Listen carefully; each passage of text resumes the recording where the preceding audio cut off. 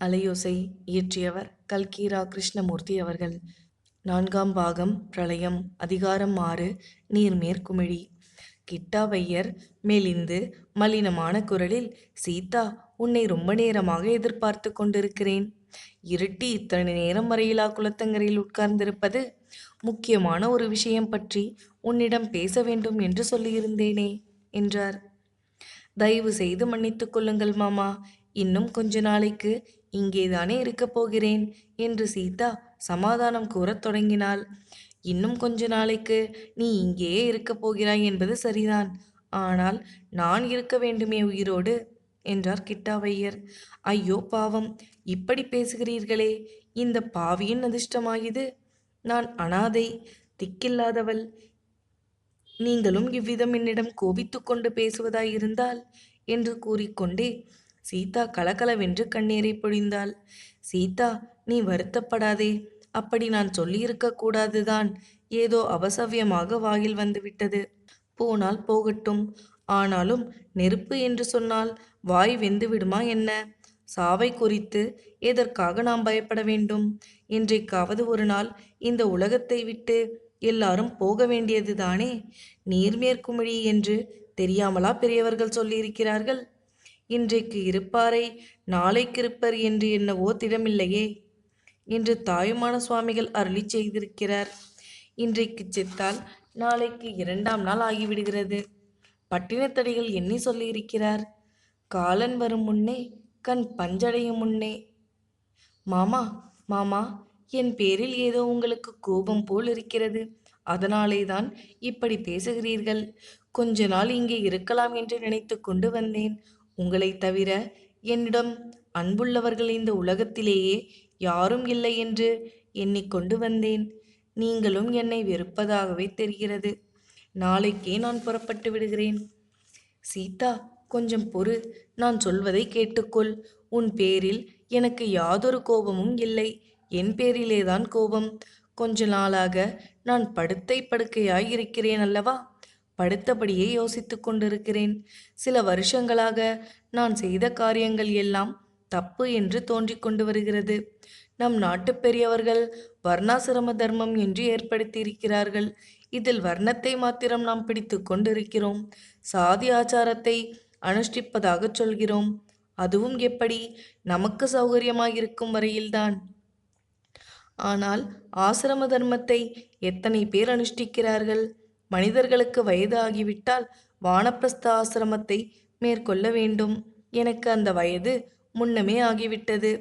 பிள்ளைகள் தலையெடுத்து விட்டார்கள். பேரன் பேத்திகள் பிறந்து விட்டார்கள். இன்னமும் எதற்காக இந்த குடும்ப பாரத்தை சுமக்க வேண்டும்? அதனுடைய பலன் என்ன? இந்த ஊர்க்காரர்கள் சிலருடைய துர்புத்தியை கேட்டு குடிப்படைகளின் விரோதத்தை எல்லாம் சம்பாதித்து கொண்டேன். என்னுடைய பாட்டனார் காலத்திலிருந்து தலைமுறையாக இந்த குடும்பத்துக்கு வந்த குடிப்படைகள் இப்போது என்னிடம் வெட்டுப்பழி குத்துப்பழியாக துவேஷம் கொண்டிருக்கிறார்கள். குடியிருந்த மனக்கட்டுகளிலிருந்து அவர்களை துரத்தி அடித்தேன். கோர்ட்டிலே கேஸ் போட்டு ஜெயித்தேன். என்ன உபயோகம்? தலைமுறையாக நம் குடும்பத்தை வாழ்த்தி கொண்டிருந்தவர்கள் இன்று சவித்து கொண்டிருக்கிறார்கள். கடைசியாக இந்த ஆபத்து ஒன்று வந்து சேர்ந்தது. நம்முடைய மூதாதைகள் செய்த பூஜாவளத்தினால் இன்று வரை உயிர் பிழைத்திருக்கிறேன். அங்கேயே என்னை கொன்று போட்டு விடாமல் இந்த மட்டும் உயிரோடு விட்டார்களே, அந்த திருடர்கள் நன்றாயிருக்கட்டும்.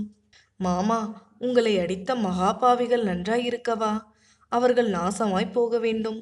அவர்கள் கை அழுகி போக வேண்டும். யாரை வேண்டுமானாலும் நான் மன்னிக்க தயார் மாமா. உங்களை அடித்த பாவிகளை மட்டும் மன்னிக்க முடியாது. அவர்களை மன்னிப்பதற்கு நீ யார் அம்மா? அல்லது நான் தான் யார்? அவர்களை குற்றம் சொல்வதற்குத்தான் நாம் யார்? எய்தவனை விட்டு அம்பை நோவதில் பயன் என்ன? எல்லா உயிர்களிலும் பகவான் குடிகொண்டிருக்கிறார். அடித்தவர்களிடத்திலும் அதே கடவுள்தான் இருக்கிறார். அடிபட்டவனிடத்திலும் அதே கடவுள்தான் இருக்கிறார். என்னை அடித்தவர்கள் மீது நான் கோபித்து கொண்டால் பகவானேயே கோபித்து கொண்டதாகல்லவா ஏற்படும்? உண்மையில் பகவான் என்னை அடித்தவர்களின் உருவத்தில் வந்து எனக்கு ஒரு பாடம் புகட்டியிருக்கிறார். வயது 60 ஆகப் போகிறதே. உனக்கு இன்னும் இந்த ஊரில் என்ன வேலை? போகிற கதிக்கு வழி தேடிக் கொள்ள வேண்டாமா? இனி மேலும் இந்த சம்சார பந்தத்தில் கிடந்து உழலப் போகிறாயா? புத்தி கெட்டவனே என்று பகவான் திருடனைப் போல வந்து எனக்கு உபதேசம் செய்திருக்கிறார். சீதா, எனக்கு இனிமேல் இந்த ஊரிலேயே இருக்க பிரியமில்லை. நல்ல வேளையாக நீ வந்த காரணத்தினால் சூர்யாவும் வந்திருக்கிறான். அவனிடம் இந்த குடும்ப பொறுப்பை ஒப்படைத்துவிட்டு வெளிக்கிளம்பிவிடப் போகிறேன். காசிக்கு சென்று கங்கையில் ஸ்நானம் செய்ய வேணும். பிரயாகையில் திரிவேணி சங்கமத்தை தரிசிக்க வேணும். அப்புறம் ஹரித்வாரம், ரிஷிகேசம், பத்ரிநாத் முதலிய ஸ்தலங்களுக்கு போக வேண்டும். கைலாசகிரிக்கே போக வேண்டும் என்று ஆசை இருக்கிறது. கொஞ்ச நாளைக்கு முன்பு ஒரு பெரியவர் கைலாச யாத்திரையை பற்றி எழுதியிருந்த ஒரு புத்தகத்தை படித்தேன். அதை படித்தது முதல் கைலேங்கிரியே எனக்கு தியானமாய் இருந்து வருகிறது. மாமா, நீங்கள் அப்படி யாத்திரை கிளம்புவதாக இருந்தால் என்னுடன் வாருங்கள், நான் அழைத்து கொண்டு போகிறேன் என்று சீதா மகிழ்ச்சி ததும்ப கூறினாள். வாழ்நாளை கழிப்பதற்கு ஒரு ஆனந்தமான மார்க்கம் கிடைத்து விட்டதே என்று அவளுடைய உள்ளம் குதூகலித்தது. ஆகட்டும் சீதா, உன்னோடு அந்த புண்ணிய ஸ்தலங்களுக்கெல்லாம் யாத்திரை போகும் பாக்கியம் எனக்கு கிடைக்குமானால் அதை காட்டிலும் எனக்கு சந்தோஷமான காரியம் வேறொன்றும் இராது. அதற்காகத்தான் உன்னிடம் இதையெல்லாம் பற்றி சொன்னேன். ஆனால் நீயும் நானும் யாத்திரை கிளம்புவதற்கு முன்னால் உன்னுடைய வாழ்க்கையை நீ செப்பனிட்டு கொள்ள வேண்டும் என்றார் கிட்டாவையர்.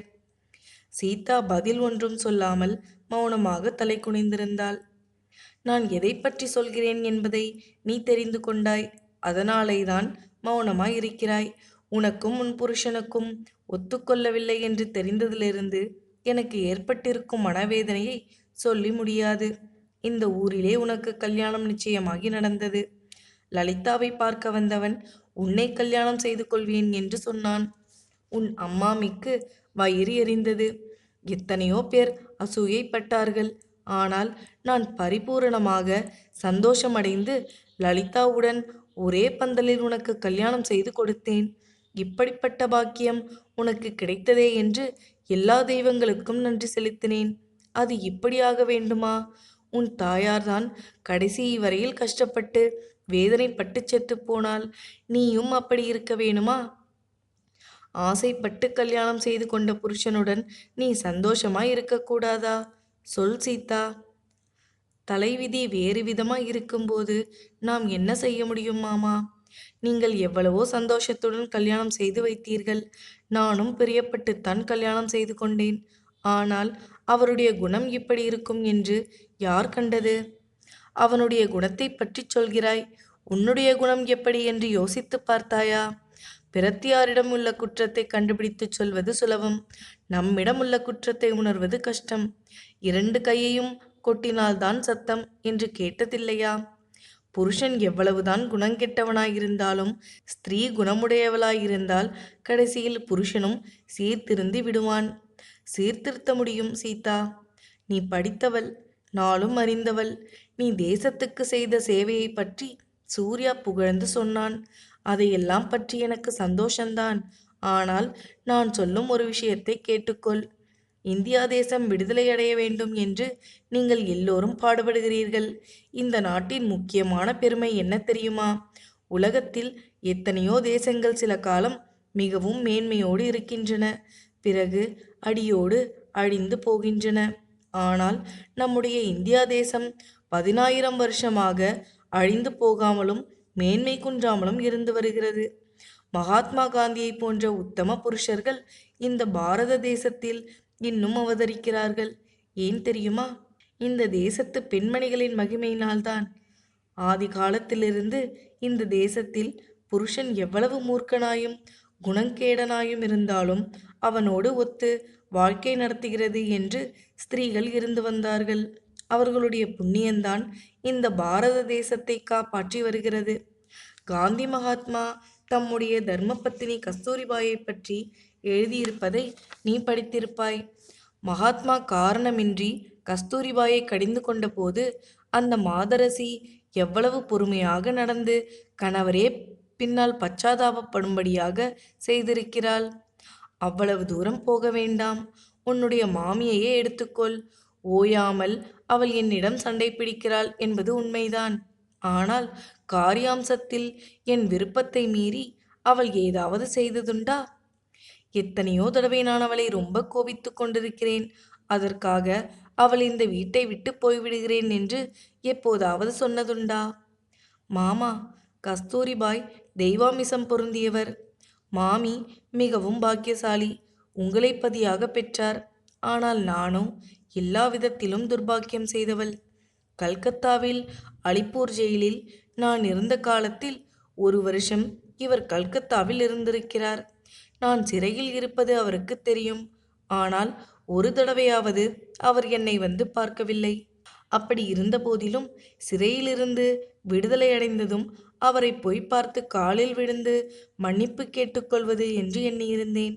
ஆனால் என்ன ஆயிற்று? நான் விடுதலையாவதற்கு 1 மாதத்திற்கு முன்னாலேதான் அவர் சீமைக்கு புறப்பட்டு போய்விட்டார். கல்கத்தாவில் அவர் நடத்திய வாழ்க்கையை பற்றி அறிந்த பிறகு எனக்கு அடியோடு புளித்து போய்விட்டது. இனிமேல் அவரோடு சேர்ந்து வாழ்வது இயலாத காரியம் என்று தீர்மானித்து விட்டேன். அப்படி சொல்லாதே சீதா. கண்ணால் கண்டதும் பொய், காதால் கேட்டதும் பொய், தீர விசாரித்ததே மெய் என்று ஒரு பழமொழி உண்டு. நீ இல்லாத போது நீ கண்ணால் பார்க்காத விஷயங்களை பற்றி யாரோ சொன்னதை வைத்துக்கொண்டு முடிவு கட்டக்கூடாது. உன் பேரில் ராகவனுக்கு கோபம் ஏற்பட காரணம் இருக்கிறது. சூர்யாவுக்கு நீ வீட்டில் இடம் கொடுத்ததினாலும் பிற்பாடு ஜெயிலுக்கு போனதினாலும் ராகவனுக்கு உத்தியோகம் போய்விட்டது. உத்தியோகம் என்றால் சாதாரண உத்தியோகமா? மாதம் 2000 ரூபாய் சம்பளம் உள்ள உத்தியோகம். உன்னுடைய காரியத்தினால் அவ்வளவு பெரிய சர்க்கார் உத்தியோகம் போச்சு என்றால் புருஷனுக்கு கோபமாயிராதா என்றார் கிட்டாவையர். அந்த வேலை போனதினால் ஒன்றும் மோசமில்லை மாமா. அதைவிட பெரிய சம்பளத்துடன் அவருக்கு பேங்க் வேலை கிடைத்திருக்கிறது என்றாள் சீதா. அது எப்படி இருந்தாலும் சரி, ராகவன் சீமையிலிருந்து வந்தவுடன் அவனை நான் பார்க்கப் போகிறேன். நீயும் என்னுடன் வர வேண்டும். உங்கள் 2 பேருக்கு மத்தியில் உள்ள தடங்கல்களை எல்லாம் போக்கி மறுபடியும் உங்களை குடியும் குடத்தனுமாக பார்த்தால்தான் என் மனம் நிம்மதியடையும். மறு உலகத்தில் உன் தாயாரின் ஆத்மாவும் சாந்தியடையும். இருக்கட்டும் சீதா, உன் தகப்பனாரை பற்றி யாதொரு தகவலும் இல்லையா என்று கிட்டாவையர் கேட்டார். மாமா, எனக்கு அப்பாவை பற்றி ஒரு சந்தேகம் இருக்கிறது. அது ஒரு ஊகமான சந்தேகம்தான். உங்களிடம் சொல்லக்கூட என் மனம் தயங்குகிறது. நாக்கு கூசுகிறது. என்னிடம் உனக்கு என்ன கூச்சம் அம்மா? என்ன விஷயமாயிருந்தாலும் தயக்கமில்லாமல் சொல்லு. அப்பா இஸ்லாம் மதத்தில் சேர்ந்து விட்டதாக எனக்கு சந்தேகம் மாமா. சிவசிவ சிவா, கேட்பதற்கே கர்ணகடூரமாய் இருக்கிறதே. எதனால் உனக்கு இப்பேற்பட்ட சந்தேகம் உண்டாயிற்று சீதா? நானும் அம்மாவும் பம்பாயில் இருந்தபோது ஒரு ஸ்திரீ வந்து எனக்காக ரத்தினஹாரமும் பணமும் கொடுத்து விட்டு போனது ஞாபகம் இருக்கிறதல்லவா? அம்மா உங்களிடம் அதை பற்றி சொல்லியிருக்கிறாளே. ஞாபகம் இருக்கிறது. அதற்கும் இதற்கும் என்ன சம்பந்தம்? அந்த ஸ்திரீயை ஒரு சமயம் நான் டில்லியில் பார்த்தேன். அவளுடன் தாடி வளர்த்த சாயபு ஒருவரையும் கண்டேன். என் மனதில் ஏதோ ஒரு சந்தேகம் உதித்தது. பிறகு நான் டில்லியிலிருந்து கல்கத்தாவுக்கு போகும் மார்க்கத்தில் ஆக்ராவில் ஒரு பெரிய ஆபத்து எனக்கு வந்தது. ரயிலில் ஒரு பெட்டியை எடுத்ததாக திருட்டு குற்றம் சாட்டி என்னை கோர்ட்டில் கொண்டு போய் நிறுத்தினார்கள். திக்கு திசை புரியாமல் நான் திகைத்து நின்ற சமயத்தில் ஒரு சாயபு கோர்ட்டுக்கு வந்து அந்த பெட்டியை அவர் திருடியதாக ஒப்புக்கொண்டார். அதற்காக தண்டனையும் அடைந்தார். எனக்காக அப்பேற்பட்ட தியாகத்தை செய்தவர் யாராயிருக்கும் என்று கல்கத்தா சிறையில் வசித்த போது யோசித்து பார்த்தேன். ஒருவேளை அப்பாவாக இருக்கலாம் என்று தோன்றியது. அப்புறம் யோசிக்க யோசிக்க அவர்தான் என்று உறுதி பெற்றேன். பகவானே, இப்படியும் உண்டா? நீ சொல்வது ஏதோ கதை மாதிரி இருக்கிறதே தவிர உண்மையாகவே தோன்றவில்லை. துரைசாமிக்கு இப்படி புத்தி கெட்டு போகும் என்று யாரால் நம்ப முடியும்? ஏதோ ஸ்திரீ விஷயமான சபலம் இருந்தாலும் கொஞ்சம் நாளைக்கெல்லாம் விட்டு தொலைத்து தலைமுழுக வேண்டும். அதற்காக மதம் விட்டு மதம் மாறுவார்களா? அதிலும் எப்பேற்பட்ட மதம்? கோயிலை இடிக்க வேண்டும், விக்கிரகத்தை உடைக்க வேண்டும் என்று சொல்லும் மதம். மத சம்பந்தமான விஷயங்களில் உன் புருஷன் எப்படி அம்மா? அவருக்கு இந்து மதத்தில் ரொம்ப பற்று உண்டு. வேறு மதங்களை பிடிப்பதே இல்லை. அதிலும் முஸ்லிம் மதம் என்றால் அவருக்கு ரொம்ப கோபம் வரும். சர்க்கார் உத்தியோகம் பார்த்தபோது அவருக்கு கீழே இருந்த துருக்க உத்தியோகஸ்தர்களை அவருக்கு மேலே தூக்கி போட்டு விட்டார்களாம். அதனால் அந்த மதத்தின் பேரிலேயே அவருக்கு அசாத்தியமான கோபம் என்றாள் சீதா. பிற மதத்தின் பேரில் கோபத்துக்கு காரணம் அழகாய்த்தான் இருக்கிறது. எப்படி இருந்தாலும் இந்து மதத்தில் பற்று உள்ள வரையில் விசேஷந்தான். எப்படியாவது நான் திருத்தி விடுகிறேன் பார் சீதா. கூடிய சீக்கிரம் உன்னுடைய கஷ்டங்கள் எல்லாம் மடிந்துவிடும் என்றார் கிட்டாவையர். மாமா, என்னுடைய கஷ்டங்கள் தீர்ந்துவிடும் என்றா சொல்கிறீர்கள்? எனக்கு அப்படி தோன்றவில்லையே. காரணமில்லாமல் அடிக்கடி மனதில் பீதி உண்டாகிறது. அப்போதெல்லாம் மார்பை படபடவென்று அடித்துக்கொள்கிறது. அடிவயிற்றை ஏதோ இழுத்து பிடிக்கிறது. ராத்திரியில் நிம்மதியான தூக்கம் கிடையாது. மாமா, பயங்கரமான கனவுகள் காண்கிறேன் என்றாள் சீதா. அவளுடைய உடம்பு நடுங்கிற்று. கண்ணீர் பெருக்கிற்று. இதுவரை படுத்துக்கொண்டும் சாய்ந்து கொண்டும் பேசி வந்த கிட்டாவையர் எழுந்து உட்கார்ந்தார். சீதாவின் தலையை தொட்டுக்கொண்டு, குழந்தாய், அதெல்லாம் வீண் பிரம்மை. ஏதோ பழைய கஷ்டங்களை அனுபவித்த ஞாபகத்தினால் உன் மனம் கொஞ்சம் பேதலித்திருக்கிறது. அப்படி பீதி உண்டாகும் போதெல்லாம் ராம ராம என்று தாரக நாமத்தை சொல்லு. பீதி மறைந்துவிடும். மேலும் நான் தான் உன்னுடன் வரப்போகிறேனே. உனக்கு ஒரு கஷ்டமும் வராமல் நான் பார்த்து கொள்கிறேன் என்றார் கிட்டாவையர். இந்த சமயத்தில் லலிதா அந்த அறைக்குள்ளே வந்தாள். கிட்டாவையர் கடைசியில் கூறிய மொழிகளை கேட்டுவிட்டு, அப்பா, இது என்ன? தேவப்பட்டணத்துக்கு என்னுடன் வரப்போவதாக சொன்னீர்கள். அரை மணியில் மறந்துவிட்டு இப்போது சீதாவுடன் புறப்பட ஆயத்தம் செய்கிறீர்களே. இந்த பம்பாய் அத்தங்காரிடம் ஏதோ ஒரு வசீகர சக்தி கட்டாயம் இருக்கிறது என்றாள்.